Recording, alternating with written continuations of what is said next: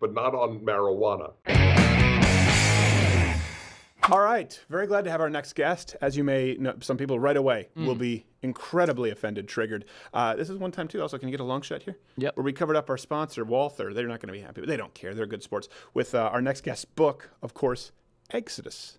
Exodus. You know the book, it's about the rational Bible. We've talked with him about this before. He's also a big cigar guy and pipe guy. So today, the entire episode, he's going to teach us the ins and outs, and also thematic episode that could go weird places. A little bit of the legislative fight with cigars. Very different from the weed folks, but still very real. You can follow him on Twitter at Dennis Prager. Mr. Prager, how are you, sir?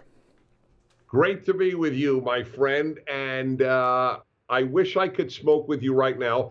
Funny, because later today I'm doing my weekly fireside chat. Nice. Where we have thank God, a lot of people watch, and I smoke a cigar the entire time because I'm in my house. Right. Right now I'm at my radio studio. I just finished my national radio show, so I can't smoke here. But I do it in the house. I have a great wife who's totally at peace with it.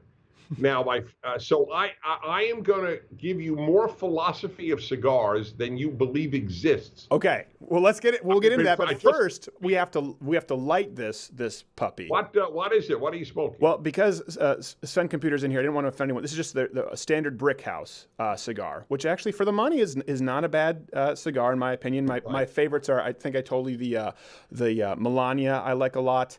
I like the Espinosa That's the president's wife? Yeah, no, exactly. No, we can't find her. Haven't you heard? She's been cooped up somewhere. She's but this is just something that's a little less offensive for people in the room because sensitive constitution. So it's the normal Brick House, the Churchill length. Yeah. Gotcha. So I want you to know, I tweeted this out last month. By sheer chance, I came across an article in the Dallas Morning News. They interviewed the oldest American. I think the guy's 111 or 116. Oh, the black guy. The black guy yes. who's in the armed forces. They asked him, they said, look, we know you're always asked this, but we'll ask you anyway. What's the secret to your longevity?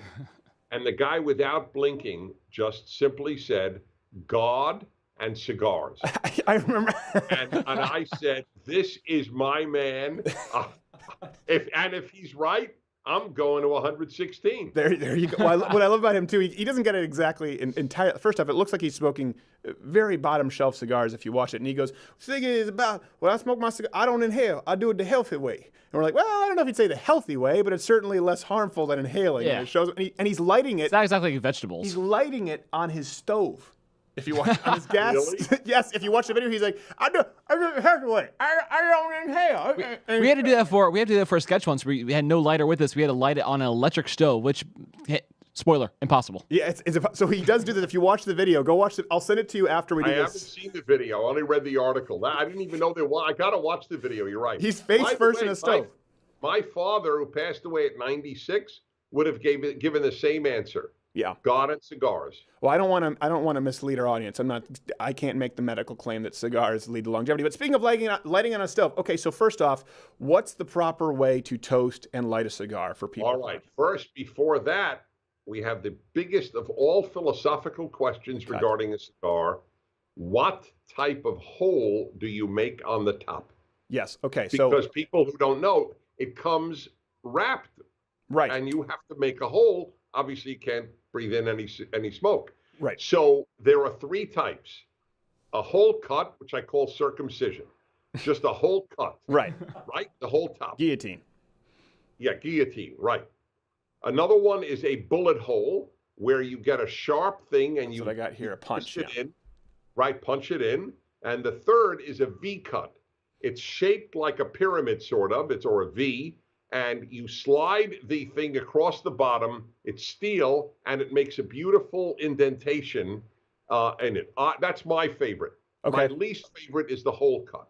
Yeah, but you know what? I have a V cutter, and I like it on bigger gauge cigars. Now, for those who don't know, I was mainly a pipe guy. This is something that Naki Jerry and myself. I'm a pipe guy too. Pipe is great. It is, but you were the one who got me into cigars more. He introduced me to some different kinds. I had smoked cigars before, and I'm certainly not a chain cigar smoker, but I enjoy them very much. I have a V cutter. I like that on bigger ring gauges. For people who don't know, there are different, they gauge it. They gauge by ring size in the United States. So 50, 52. I think this is a 50 by 7, a Churchill size, longer and not that super would fat. take a V cut. It would take a V cut. I typically do it on 54 or larger. I do the V cut. Okay, I got you. Okay. And this is a 9mm punch, so a little bit bigger than the standard punch. And this is so you got a punch in that. I do, and it's just totally opinion. Can they zoom in on it? Can we get a zoom on this? The reason, now I will tell you this, Mr. Prager, and maybe you can correct me. The reason I like this is if a punch is sharp, and a lot of people don't realize, you can get cheap punches, but it does have to be sharp. There's no risk of it crushing anything or compacting anything. Right. So if you don't get a good draw with a punch, you're not going to you won't get a good draw with any cut. Is what I've encountered, and it's convenient because I can keep it on my keychain if I go through TSA. So that's why. Hey, man. Is this? There you go. There you go. Look, he's got his whole key. There you go. Okay. Well, there you go. TSA usually think it's a bullet. Yes. Yeah, I've seen that too. Then I show them. You see, I twisted it there, and you can see. Yeah. And they go, "Oh, it's just a circular razor blade. You're free to go, sir." Exactly. The guys don't know. They don't know about. Okay, so toasting this because I want to get this started as we continue to talk. All right. So this is a very tough question. I have bought the idea that you light it first and then you start smoking, as opposed to puffing in while lighting. I have no idea whether that is an old wives' tale or old husband's tale, as it is, or true. I have no idea. Okay. I do it now separately. I somehow think it's a waste of time, but I do it anyway. Okay. Well, I appreciate your candor. So, do you do it at a 45-degree angle and toast the edges? Show me here. I've got the light going. All right, go on. That's fine. Yeah. No. You put the generally you put the lighter at the angle and the cigar straight out. So like this. Okay. Yeah, that's right. And then just rotate. That's it. Okay. Now you're talking, man. And you try to make it even. Do you purge when you oh, the lighter's being a little bit difficult here trying to do this on camera. Do you purge at all? Some people I know they do a quick purge of it because they claim the butane might. Oh my God. I am not in that arena. No, not okay. A little much. All right. Now, by the way, now do it while puffing in, and you'll see how much faster. Of course, yeah. That's usually what I. So I'm not sure it's not nonsense. There you go. You see, look at that. Yeah, and then now you're talking. Okay. It may be nonsense. It could be nonsense, but yeah. That's actually the only time I really like it is if I'm at a cigar bar and they've got women walking around lighting your cigar for you. Then I'm happy if they take their time. No, that's called Hooters. But I will say... No. You wait. No. At Hooters, you're not allowed to smoke, I'm sure. That's true. It's a regular restaurant. No. You haven't been to cigar bars where they're I have. I have an experience. The first time I ever had a cigar, I look back and I know the person was messing. Not Jared has a cigarillo there, so that's a soft flame lighter there. I went there. It was the Chop House in Grand Rapids. Remember that, Jared? Yeah, great little cigar. Great little cigar lounge. So they would give you half off on your birthday with steak. The best steakhouse I would go and get the venison medallions. It was my birthday. I'd never had a cigar. Half off your entire meal. Your entire meal for two. I had never had a cigar before at this point. I said, I don't know, what should I do? They come up and they offer all the cuts. And looking back, I want to say, because it was my birthday, they gave me something fancy. Something with a lot of ligero in it, which is, you'll explain to people, very high nicotine. Looking back, it wasn't a La Flor Dominicana. It might have been something like an Opus. It was absurdly expensive. I didn't enjoy it at all. And then they kicked us out because they said they have a party coming in. So I'm driving home. I know nothing else, and I have it basically hanging out of my mouth with the wind going by because my wife doesn't want the cigar smoke in the car, like a snorkel, breathing through it nonstop. And I got home. By the way, I don't smoke in the car, even for me. It's too congested an arena. Well, I like a room like you're sitting in now. That's perfect. We do. We have some air exchangers in here, so the studio is good. Long story short, I did not handle that cigar very well. The room was spinning, and I got very sick. And then I learned later on about the different kinds of cigars. So, yeah, I've been to a cigar lounge once. Now, let me ask you this. We can get into cigar philosophy, and I want to continue with that. One thing I've noticed for sure, though, if you're at lounges, for example, I was in Florida, and there was a cigar lounge, or even in northern Michigan, it seems pretty consistent across the board, in my experience, anecdotally, that you find a lot of conservatives in the cigar and pipe. That's right. Why do you think so? It's because it's politically incorrect to smoke a cigar. It's politically correct to smoke weed, which just shows how sick our society is, that there's been a war on cigars, but not on marijuana. Yes. This does not tamper with our brain. If my pilot smoked a cigar the entire flight, I would be thrilled. If he smoked weed the entire flight, I would not be The thrilled. smoothest landing you ever had. Well, it's true. I mean, think about Yeah, every right. great piece of fiction of the last several centuries. Almost all of them, nicotine or caffeine to some degree. Now, I'm not saying people should go out and light up cigars, though they are developing. I am. There's nothing wrong with cigar. No. Cigarettes will kill you, or they kill 1/3 of cigarette smokers, according to the Lung Association, die eventually of lung cancer, and I believe that. But 2/3 don't. That's also significant too. But I would not smoke cigarettes. Remember, and this people don't understand, and it drives me crazy when they say war on tobacco. Tobacco's not the issue.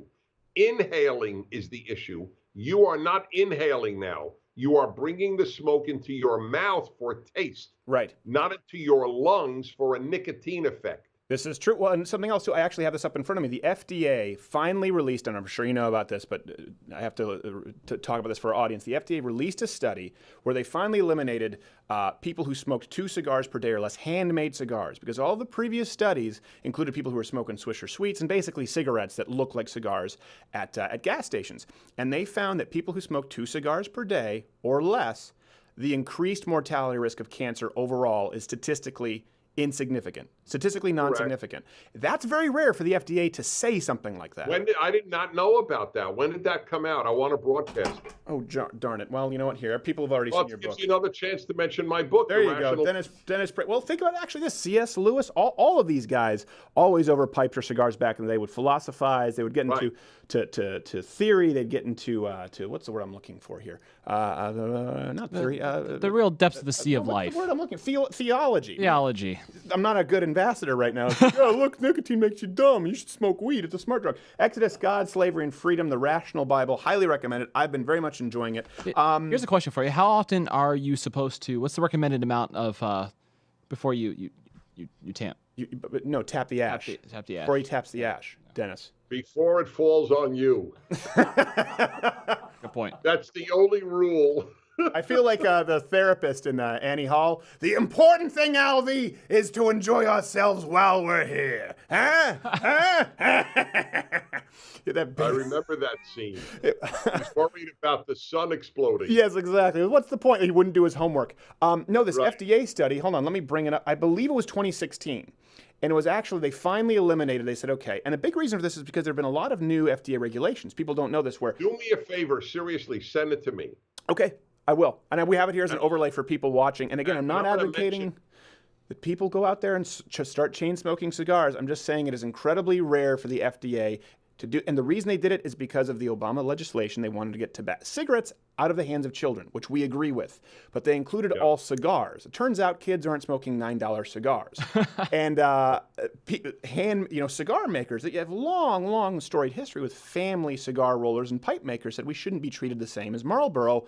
So the FDA did have to come out and release that study of 2 cigars per day or less. What's the date on that study? Well, what they did was they examined their studies and then eliminated those variables. Let me bring it up right here. I believe it is 2016. The authors reviewed 22 prospective epidemiologic studies on cigars and health. So listen to this. Yeah. So if the FDA acknowledges there's no cancer risk, greater risk, then I would argue that for many people, it does bring longevity because of the calming effect that it has. Not the marijuana calming. Right. Just the relaxation with it. It's with a yummy. That's why we do it. I do it it's because it's yummy. It tastes great. I love the taste. That's why I like a pipe. I'm looking at your pipes there. Yeah. We have because I love the taste of tobacco. Tobacco is a yummy thing. I've never inhaled in my life. I'm not Bill Clinton. I would happily admit if I did, but I haven't. I can't. I'd cough my brains out if I ever inhaled anything smoky to my lungs. Now, what got you started into cigars? My father was a cigar smoker. He smoked all day, lived to 96, as I noted to you. Mm-hmm. And when I was about 16, I said, Dad, I'd like to taste one. He said, fine. He was pretty sure. Yeah, no, it's a non-issue. He said, fine. I think if I'd have said it at 12, he would have said fine. Yeah. So, and I did, and I loved it. And that was it. So I've been smoking since I'm 16. My daddy was a smoker, and his daddy before him, and his granddaddy before him, and you'll be a pipe smoker too. You will be a pipe smoker too. It is. Well, it's my grandfather. I felt so guilty because my mom smoked cigarettes and quit the day she found out she was pregnant. Never again. I mean, French Canadians, all of them smoke cigarettes. It was a huge culture of smoking cigarettes. My grandfather, on the other hand, smoked a pipe, and then he moved on to those cigarillos later on in life when I was, maybe about 9 or 10. And I remember I thought it looked so cool because my grandfather, right, he's the coolest guy, and it was in the ashtray. But my parents always told me, never smoke, never smoke if you're offered it. And I just took it to look like my grandfather, and it was still lit, and I didn't realize. And so a little smoke went in my mouth. I felt bad for years. I felt like I had lied to my parents, and then I might as well have been a smoker. But Haunted me for years. It haunted me for years. But he didn't live long because he had a blood clot, and he refused to go to the doctors. But he was, up until the day he died, close to 80, was super spry and healthy. So how often would you say you smoke a cigar, Dennis Prager? One a day? I smoke one every day, and but it's one a day. I very rarely smoke more than one a day. I smoke one a day. Then I'll also smoke a pipe full a day. So, but when I'm writing, which is all the time, and when I'm not broadcasting or flying or speaking, yeah, it's my companion, and I love it. And a lot of people, by the way, like the smell of cigar smoke. Yeah, I do. A lot. My wife does. She can't stand cigarettes, can't stand them, but she really does like this. By the way, your point about the cigar lounge, in every city, virtually every city, there's a place to go and smoke cigars. Right. Excuse me. And I go all over the country constantly. And the first thing I do is I go from the airport, I rent a car, and I go to a cigar lounge. And, most of the time somebody there will know who I am, which I'm not wanting, it just happens. But the beauty is, even when they don't have a clue who I am, they're so friendly. Yeah. It's such a bonding male experience, cigar smoking. Yeah. That the guys just talk to each other. It's very true. And it's a great experience. The whole thing is. And if there's a young guy there, I buy his cigar. Well, I'll just make sure to just follow you around the country then. I'll have the Padron 25th anniversary. Mr. Prager, what would you say is the mark of a good cigar place? What do you look for when you go to a different town and find a new spot? I like that it's not tiny. That you can sit down in a very plush chair, have your smoke. You could be private if you want. You could talk to people if you want, and you could plug in your computer. I do a lot of writing in cigar lounges. Mm-hmm. I just did an event for my Tampa radio station, and they have a gigantic, I mean truly gigantic lounge. Tampa's a big cigar city. Yeah. And there were 200 people there in a cigar lounge for me to talk to them, and of course they gave out cigars and so on. I do a lot of cigar events around the country. I've looked at some of your old archives, like back as far as 2008, and there's you broadcasting with your laptop from a cigar lounge, and I thought that looks like a lot of fun. And it's becoming increasingly rare, places where you can go and do this, but it does seem like the quality establishments stick around. What in your opinion is the mark of a good cigar for people who may not want to get into it? There are only two answers to that. If you like it, it's a good cigar. If you don't like it, it's not a good cigar. And that's true for, I'm into audio equipment. People say, what's the best speaker? So the best speaker is the one you like. And I mean that utterly sincerely. The other thing is, though, will it not fall apart as you smoke it? Will it unravel? That's a cheaply made cigar. Yeah, like when I did George Washington, remember? And what did you buy me? Oh gosh, it was awful. It was something really cheap and nasty. We were doing George Washington with a machine gun. It was a sketch, and so we had to chewed off. Basically, cigar. a black and mild with the tip cut off. It was a black and mild. It was like wine dipped or something, and we have outtakes of me because it kept going into my mouth, disintegrating. Oh, it was terrible. Yeah. Why did you end up with that? What was this? We had to go to the drugstore last minute to do this sketch. Let me ask you this, and you've talked about the camaraderie. I will say this. Why do you think that is? I've had some of the best conversations, some of my best writing in groups with other people. Do you think it's because women can just sit, look each other in the eyes and talk, and men often need a device, whether it's playing pool or sitting down and smoking a cigar? I think there's a lot of truth to that. And I'll tell you this, I've had some of my best talks with my sons over a cigar. For that alone, it's been worth it. I just dropped the ash on my desk, so I missed that last. It was my mistake. I'm sorry. I meant to warn you, you should have dumped it, but I wanted to see how long it would go. It was sort of cruel on my part. Yeah, as you were talking, went boom. Okay, but do you know the story about Churchill putting a pin in his cigar? Have you heard that story? Yeah, he would take a pin or like a nail and put it in his cigar. So it would keep the ash so long when he was having diplomacy talks that people would focus on this crazy long ash and not what his opponent was saying. Oh my God, that's hilarious. I don't believe it, but it's hilarious. It's probably not true, but it is a story that if you Google is well known. Right. And he used to pierce his cigars. You know, he would do that. I don't know. I don't think a pin is going to keep the ash anyway.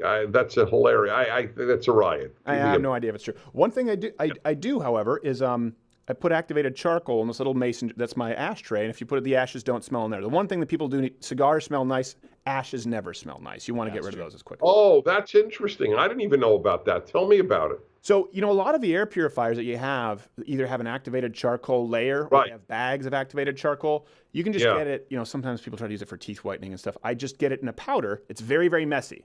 So it's important you buy it in a jar as opposed to a Ziploc bag. And I put a few spoonfuls and I tap my ash in there, and you can actually inhale the ash, and it doesn't smell bad at all. It really does capture the ash. Not if I drop it all over myself like a moron. Can you put it in an ashtray? You could easily put it, you could put it anywhere. The only thing is it's a very fine powder, so the depth of this helps to keep it from blowing away at all if I'm outside. I see. Oh, too bad. Okay. But you can put it in an ashtray for sure. So we were talking about that. So yeah, you think that really adds to the camaraderie is a device to sit. As I said, I love saying to one of my kids when they visit or if I visit them, they don't live in California, is, you know, hey, let's have a cigar together, and it's great. Yeah, and if they're in California, they're horrified and they shun you. You know, in Burbank, I live very near Burbank, and you can't even smoke by Burbank city law in a cigar lounge. How does that? Well, are there any? So there are no cigar lounges then. There can't. That's right. There are cigar stores. You can't smoke in a cigar store. Wow. It's so disgusting. Can you smoke in a head shop? Yeah, exactly.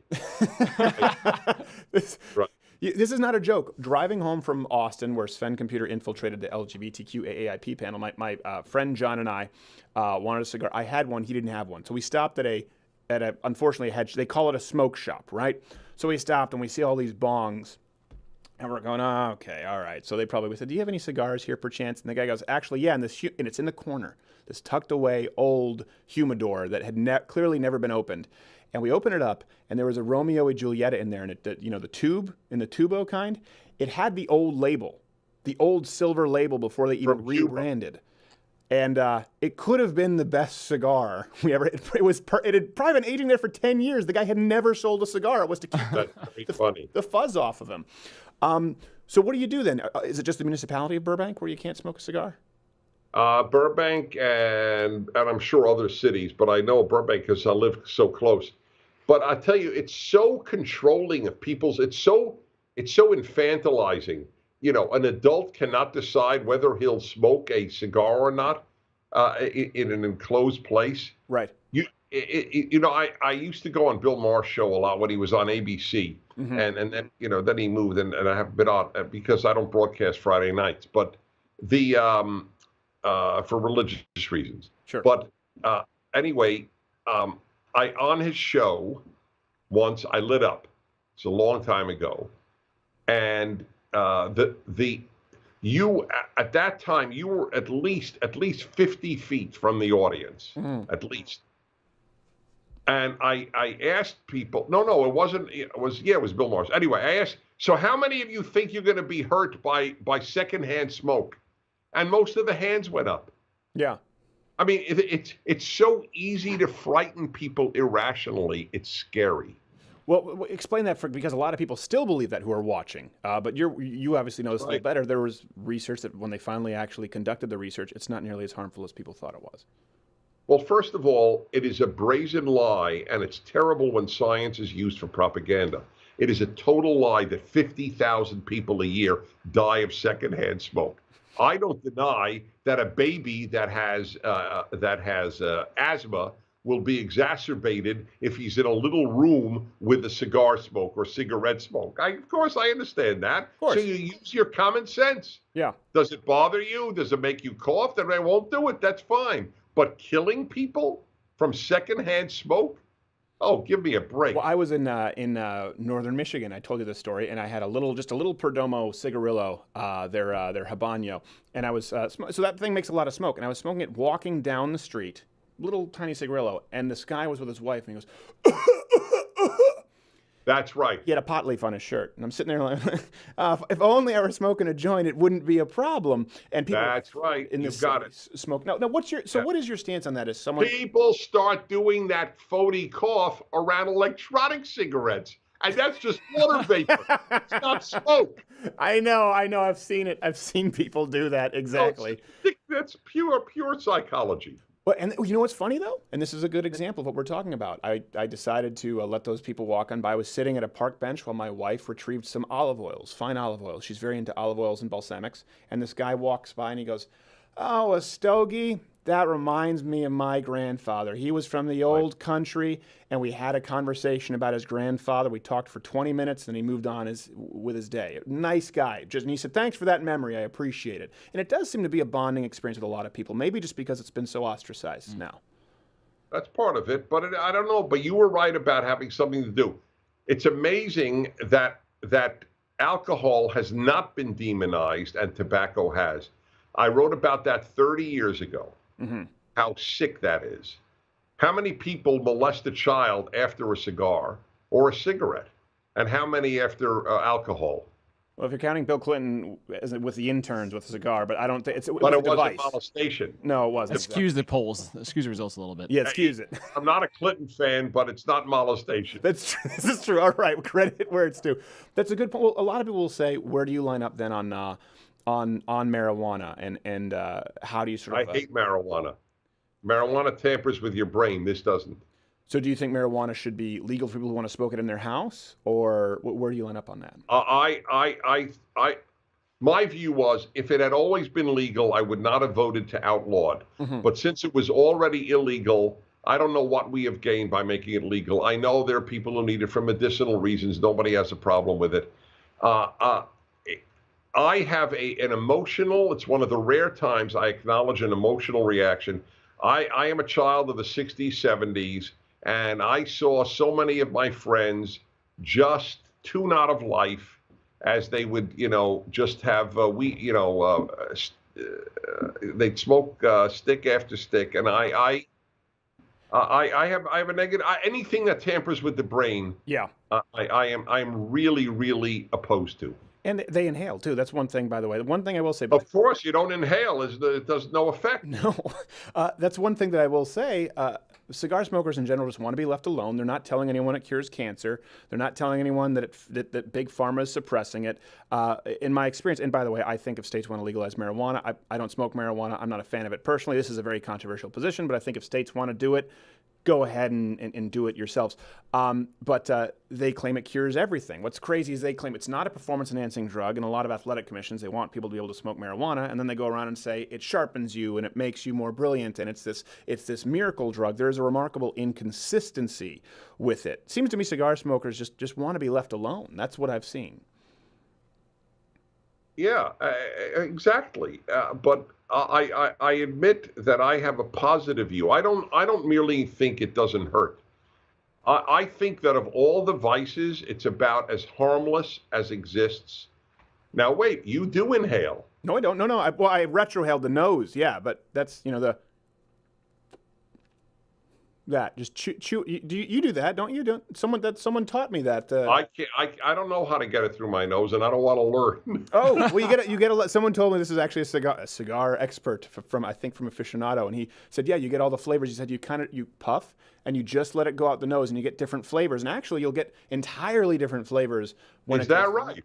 I'm surprised that I'm telling you anything about cigars that you don't. I'm surprised too. I admit it.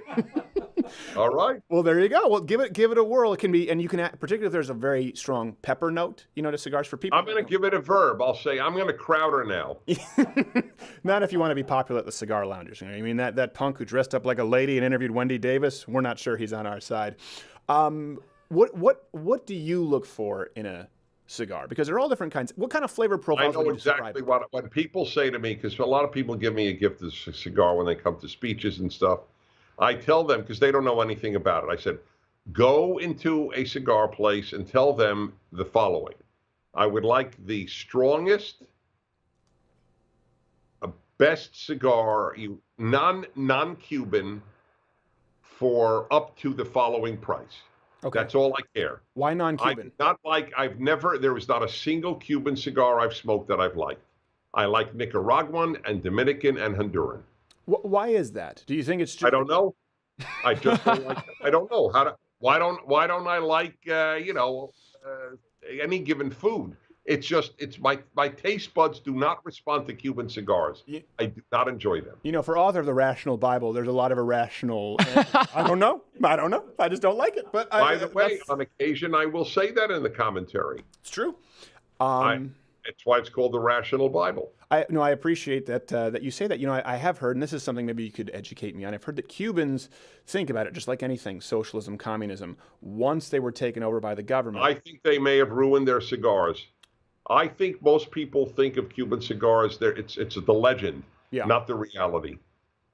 Nicaragua makes spectacular cigars, and I love strong. It's funny. This amount of alcohol, I get a headache. The strongest cigar, I'm Mr. Happy. Were you always that way?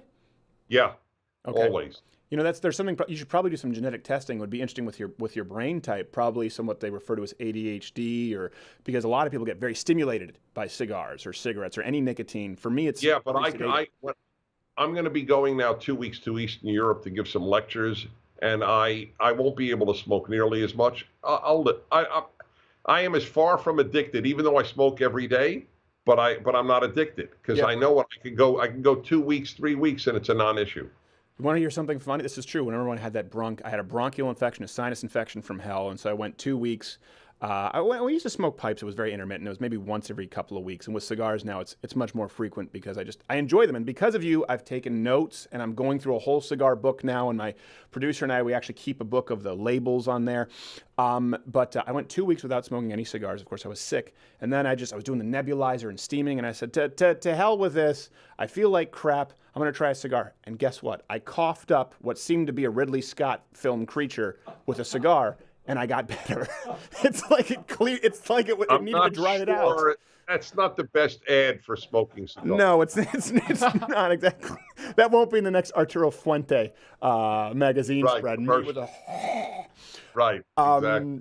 It's interesting though. A lot of people don't realize that a lot of the seeds come from Cuba. The soil was great, and then there was no competition left in Cuba when it came to cigars. It's whatever Fidel wanted, Fidel got, and so a lot of the really great rollers left to Nicaragua, Honduras, and Dominican Republic. Right, correct. That's it. Yeah. Could you give us a couple? I know you do this in your private email list. So I don't want to let the cat out of the bag. Could you give us a couple of your favorite cigars for people? Yeah, sure. But understanding, my favorite thing is to try a new cigar. Whenever I go to a cigar lounge, I go, show me something strong and good that I haven't smoked. Mm-hmm. Anyway, I love all of the things called My Father. Have you seen those? I do. I like the Bijou is my favorite from theirs. I think John likes the Judge the most. Yeah, the Judges, they're both great. My Father is very tasty. Again, it's on the strong side, but that's what I like. And of course, I love La Flor Dominicana Double Ligeros, because they're the super duper strong. Mm-hmm. It's a double ligero, not the one ligero is not strong enough. Right. And 2 ligeros are what we need nowadays. It's all about 2 ligeros. Yeah. By the way, some of the Padron Aniversarios are very yummy. Mm-hmm. Arturo Fuente is on is hit and miss. Yeah. It's got a very good reputation, and it deserves it. Whenever I see Rush Limbaugh, he gives me an Arturo Fuente, which is very sweet of him. That is nice. And off the top of my head, those are some of my favorite. Oliva makes a good cigar. You know what I like? Box pressed. Have you had the CAO flatheads at all? I probably did, but I don't have any recollection of whether I liked it or not. It's literally a cube, and the label looks like an old muscle car. So this thing is 6x60.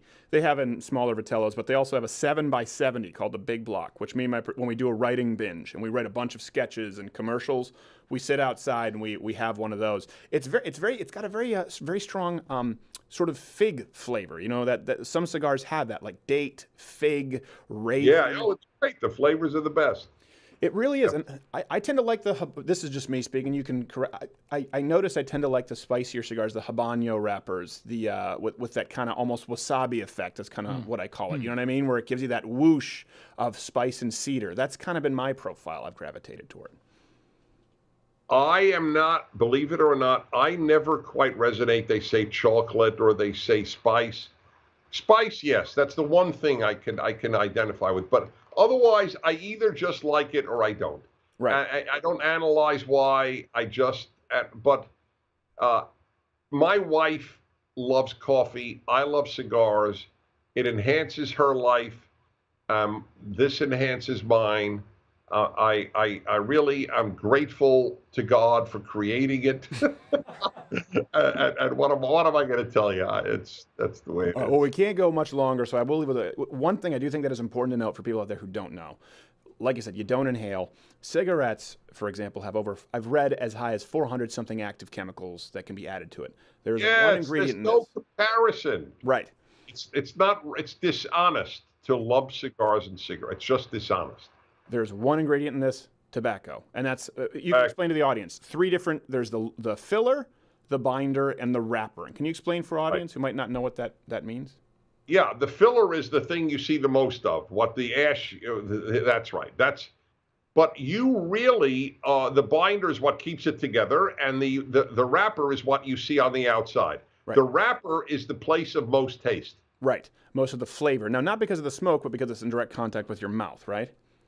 Right. Okay. So now final words for people who might be interested. Do not, if you are not of age, and if you have a proclivity to an addictive personality, do not partake. Warning, okay, there we go, legally uncovered. What would you recommend for people out there who are looking to get started? My brother started a cigar club at his church. Lounge. Tell them I'm a novice. I watched Crowder and Prager. They convinced me that this is one of the harmless joys of life for most people. I'm good. And so much crap.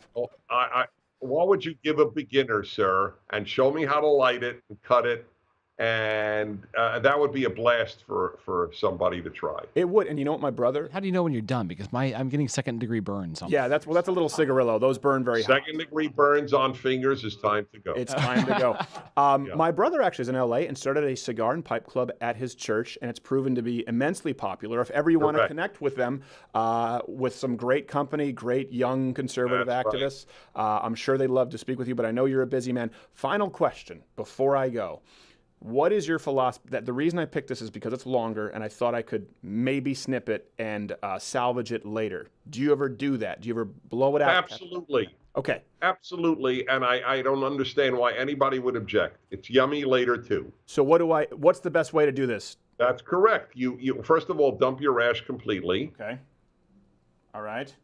All right, and then put this, about an eighth of an inch above the fire part. And by the way, for those who don't know, I have a cheap cutter specifically for this. I could tell here it's cheap. Yeah. Yes, thank you very much. So about like that? Yep. Okay. And then I'm going to try and do this on camera here. Make sure. Yeah, it's hard to do it. Ah, damn it. Well. There you go. You're in good shape. Clean this up. Yeah, it looks like it might unravel a little bit later, but you know what? And then do you put this in a Ziploc bag or you just leave it out? That's right. Yes. Put it in a Ziploc bag. There we go. Look at all the stuff we learned with Dennis Prager, and look at the good conversation, even without a cigar in his hand. But I do want to do the fireside. I know you invited me out when I'm in Los Angeles. I will definitely do that. Come on, exactly. And just all you people know, I mean, we get like 500,000 viewers every week. And I just talk about life to the camera, take questions, and it's at Prager University, the fireside chat. They can Google it. And it makes a lot of sense for a thinking man, a brilliant man, a man who ponders, a man who gets into philosophy. So I highly recommend this book. We've plugged it so many times on this show. Thank you. Exodus, the Rational Bible.